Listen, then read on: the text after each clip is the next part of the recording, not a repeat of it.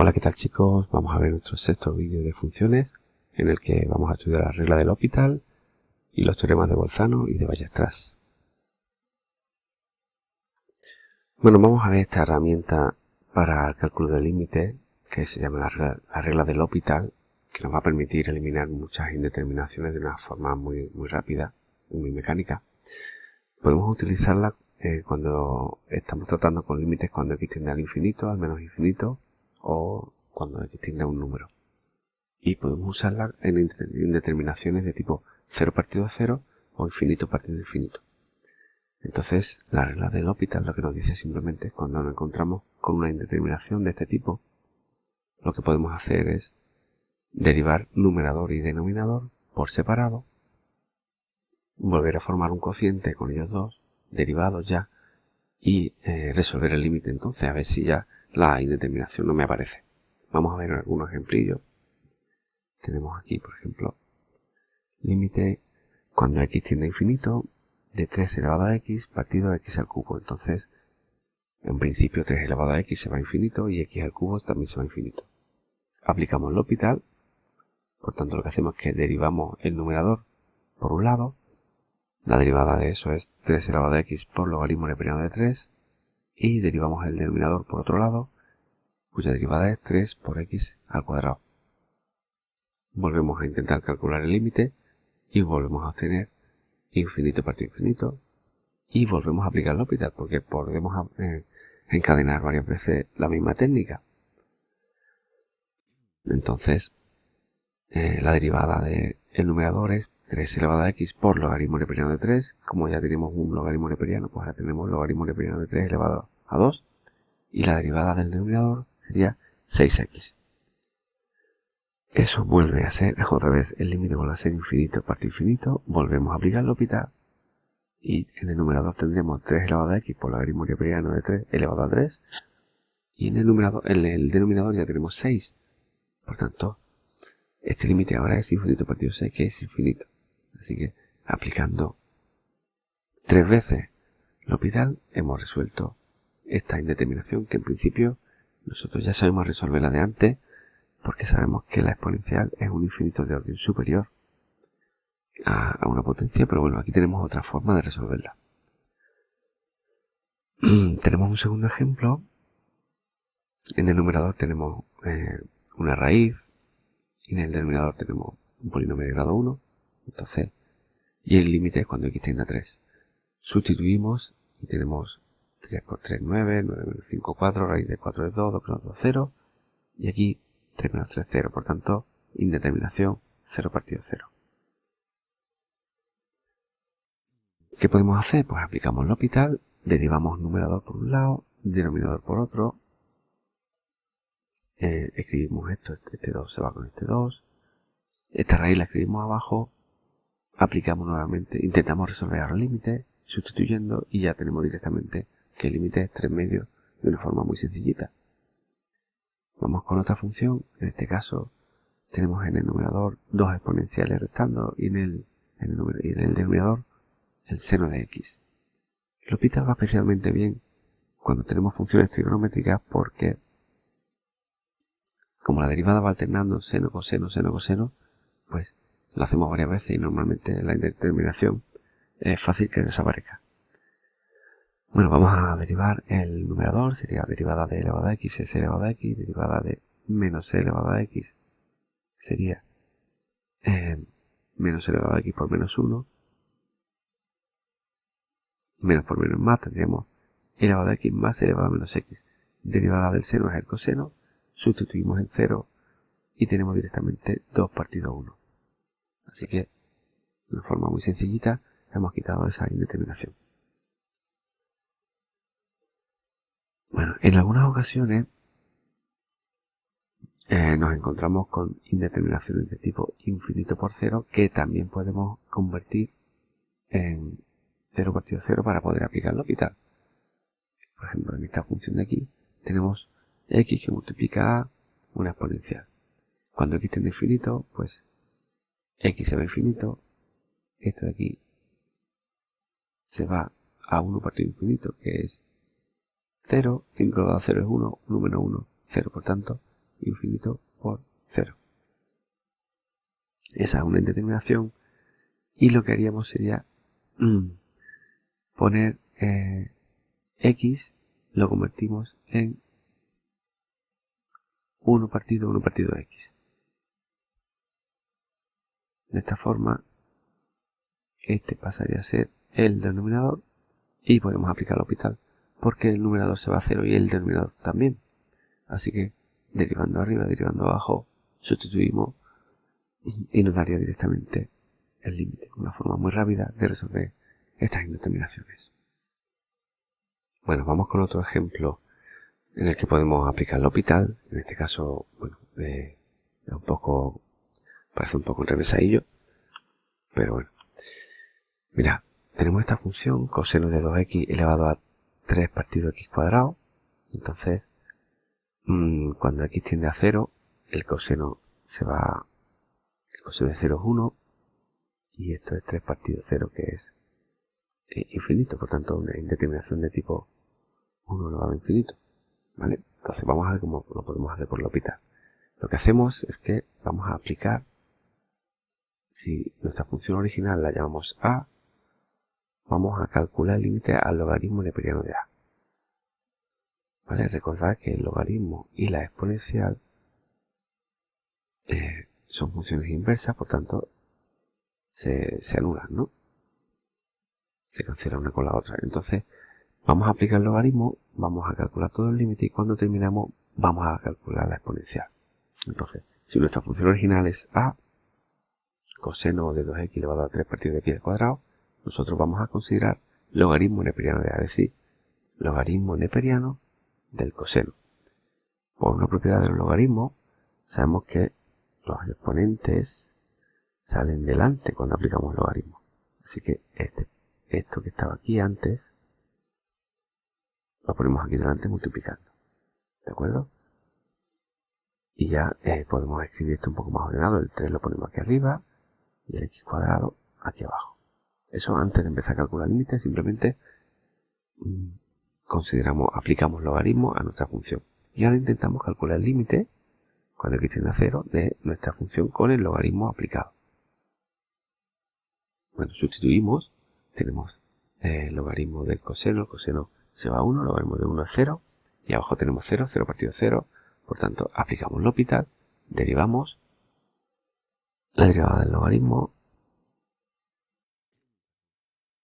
pues sería 1 partido coseno de 2x, luego multiplicamos por la derivada del coseno, que sería menos seno de 2x, y por último multiplicamos por la derivada de lo de dentro, que es 2.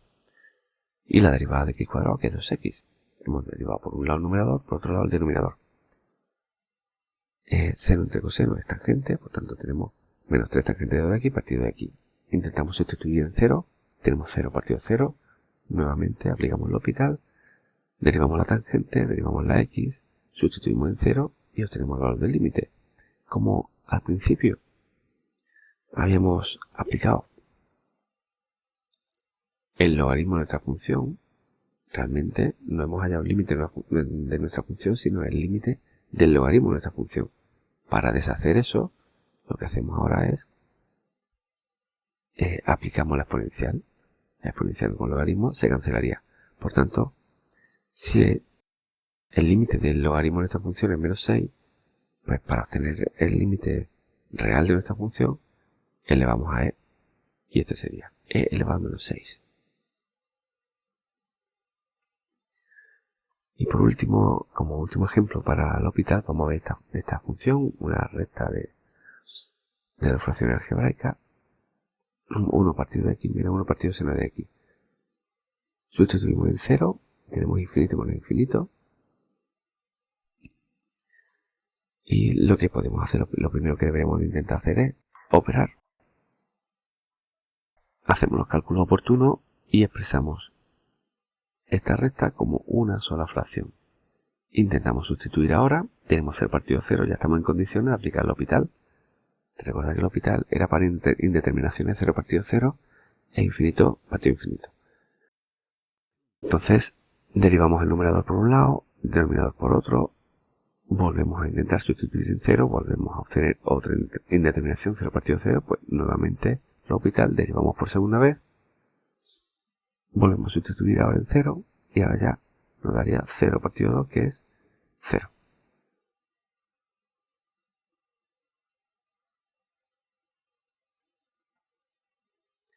Bueno, vamos a ver ahora el concepto de continuidad de una función en un intervalo. Es muy sencillo. ¿Cuándo es una función continua en un intervalo? Pues cuando lo es en cada uno de los puntos. Recordad, para que una función fuese continua en un punto, tiene que tener límite en el punto, tiene que existir la función en el punto y el valor del límite coincidir con el valor de la función. Bueno, pues si yo tengo un intervalo, pues simplemente le pedimos a que en cada uno de esos puntos mi función sea continua. ¿Vale? Bueno, vamos a ver ahora un par de teoremas. El teorema de Bolzano dice que si una función es continua en un intervalo cerrado AB y el signo de f de a y el signo de f de b son diferentes, por ejemplo, mira en este dibujo, f de a es negativa y f de b es positiva, ¿verdad? El signo de uno y otro es diferente. Pues fijaros, lo único que me asegura el teorema de Bolzano es que como la función es continua en el intervalo, debe existir al menos un punto en este ejemplo I2, ¿vale? Debe existir al menos un punto donde la función vale 0. Es muy lógico, ¿no? Si yo estoy en los negativos y al final del intervalo estoy en los positivos y mi función es continua, con lo cual intuitivamente no puedo levantar el lápiz del papel, pues debe ser que en algún punto he pasado por el 0. Eso es lo único que me está diciendo el teorema de Bolzano. Vamos a ver un ejemplillo. Tenemos este polinomio de grado 3 y queremos demostrar que tiene alguna raíz real. Y además tenemos que aproximarla hasta las décimas. Bueno, pues simplemente vamos tanteando f de menos 4, f de menos 3 y tenemos, mira, en menos 4 mi función es negativa y en 3 mi función es positiva, ¿verdad? ¿Qué me dice el teorema de Bolzano? Que entre menos 4 y menos 3, por fuerza mi función seguro que sea nula. ¿Vale? Así que ya acabo de demostrar que tiene alguna raíz real mi función. Y además tenemos que aproximarla a las décimas, ¿no? Bueno. Pues seguimos tanteando entre menos 3 y menos 4, pues tenemos menos 3,1, menos 3,2, menos 3,3 y probando tenemos que en menos 3,8 mi función es negativa y en menos 3,7 mi función es positiva. Por tanto, entre menos 3,8 y menos 3,7 mi función se anula.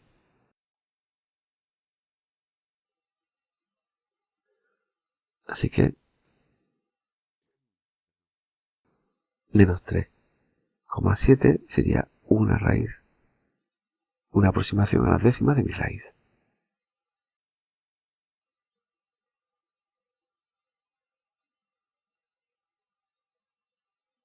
Bueno, algunas consecuencias del teorema de Bolzano. Tenemos, por ejemplo, el teorema de los valores intermedios de Darboux. Y es que, con las mismas hipótesis que el teorema de Bolzano, que mi función sea continua en un intervalo cerrado, pero ya no pedimos que mi función tenga signo diferente en un extremo y en otro. Simplemente lo que nos dice el teorema de los valores intermedios es que para cualquier valor que tomemos entre f de a y f de b, ¿vale? F de a está aquí, f de b está aquí, pues cualquier valor que yo quiera aquí intermedio, mi función lo toma. Es lo mismo, ¿no? Que decíamos antes, decíamos si mi función f de a aquí es negativa y mi función aquí f de b es positiva, pues por fuerza en algún momento pasará por el 0. Bueno, pasará por el 0 y pasará por cualquier número que a mí me dé la gana de por aquí. Si mi función es continua, no puedo levantar el lápiz. Por tanto, si yo estoy en f de b y quiero ir a f de a sin levantar el lápiz, por fuerza tengo que haber tomado todo estos valores intermedios. Otra consecuencia del teorema de Bolzano es que cuando tengo dos funciones en un intervalo cerrado AB y las dos son continuas en ese intervalo, imaginémonos que al principio del intervalo f es más pequeña que g y al final del intervalo es al revés, f es más grande que g. Pues lo que me está asegurando esta consecuencia del teorema de Bolzano es que hay algún punto S donde f es igual a g. Una cosa bastante obvia, ¿no? Si las dos son continuas, pues se tendrán que cruzar en algún momento.